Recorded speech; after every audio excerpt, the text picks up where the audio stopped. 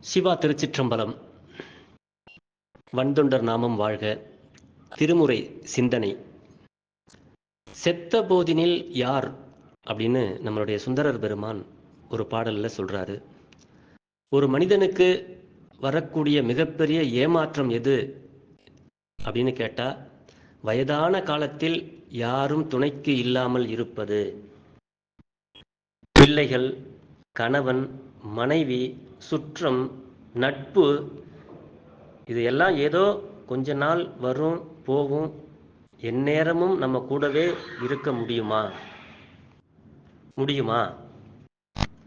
காது சரியா கேட்காது, கண் பார்வை மங்கும், ஞாபகம் கொஞ்சம் மறதி வரும், உடல் வலிமை கொஞ்சம் குறையும், இந்த உலகத்தில் என்ன நடக்கிறது என்று தெரியாது.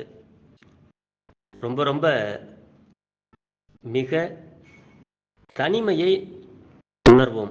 எப்போ? வயதான காலத்தில். அப்படியெல்லாம் என் பிள்ளைகள் என் கூடவே இருப்பாங்க, என் மனைவி என் அன்போடு பார்த்து கொள்வாள் என்ற நம்பிக்கை உள்ளவர்கள் கொஞ்சம் சுத்தி முத்தி பார்க்க வேண்டும். எது யதார்த்தம் என்று புரியும். திருநாவுக்கரசு சுவாமிகளும் அதை தான் சொல்றாரு. தாய், தந்தை, சுற்றம், செல்வம், இதில் எது நமக்கு நல்லது செய்யும்? நம்ம இறந்த பின் நமக்கு யார் உதவுவார்கள்? ஒருவரும் இல்லை.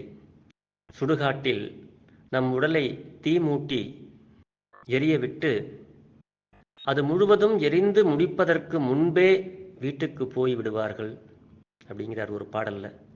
ஆனால் திரு ஆனைக்காவில் உள்ள சிவபெருமானே, உன் திருவடிகளை பற்றினால் நான் துன்பம் அற்ற நிலையை அடைவேன் என்கிறார்.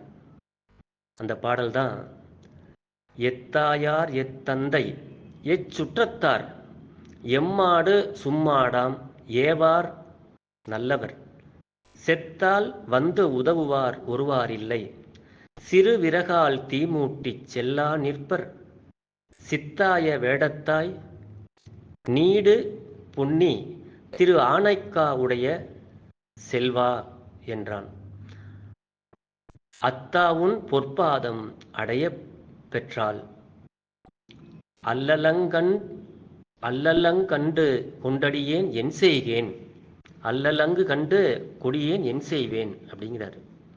என்ன சொல்றாரு அப்படிங்கிறத, உடல் முழுசும் எரியும் வரைக்கும் கூட நம்ம கூட யாரும் இருக்க மாட்டார்கள்.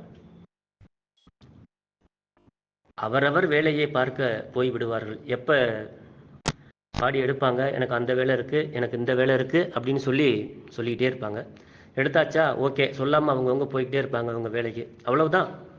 சொந்தம், பந்தம், பாசம் எல்லாம் அவ்வளோதான். இதற்கா இந்த பாடு? ஓடி ஓடி உழைத்து இரவு பகல் கண் விழித்து, இதெல்லாம் நம்ம கொஞ்சம் யோசிக்கணும்.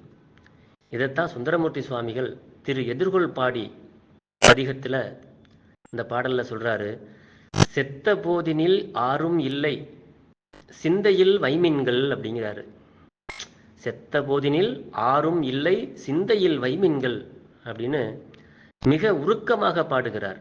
அதே வழியில் நம்மளுடைய நாவுக்கரசு சுவாமிகளும் உற்றார் யார் உளரோ உயிர் கொண்டு போகும் பொழுது அப்படின்னு சொல்லி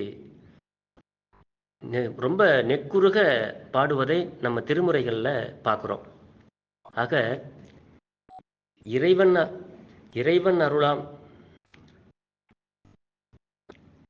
இறைவனுடைய அருளும் நாம் செய்த பாவமும் புண்ணியமும் தான் செத்த போது உடன் வரும் என்பதை நினைவில் கொள்ள வேண்டும்.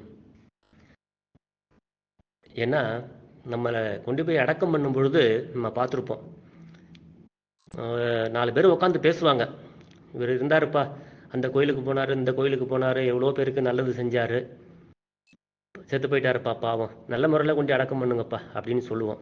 ஏன்னா இந்த பாவமும் புண்ணியமும் நிறைய பேர், நான் செத்த பிறகு என்ன பார்க்கவா போகிறேன், எப்படியாவது நடந்துட்டு போகுது, நான் இப்படி தான் பண்ணுவேன்னு நிறைய காரியங்கள்லாம் செஞ்சுக்கிட்டு தான் இருக்கிறாங்க. ஸோ அவங்களுக்கெல்லாம் இந்த பதிவு ஏன்னா, நம்ம அருளாளர்கள் நமக்கு சொல்கிறாங்க, இறைவன் அருளும் நம்ம சிவபெருமானுடைய அருளும் நம்ம செய்த அந்த பாவமும் புண்ணியமும் தான் நம்ம செத்த போது உடன் வரும் என்பதை நினைவில் கொள்ள வேண்டும். சிவசிவ. வன்தொண்டர் நாமம் வாழ்க. சிவா திருச்சிற்றம்பலம். அடியார்க்கு அடியேன் சிவபாலா.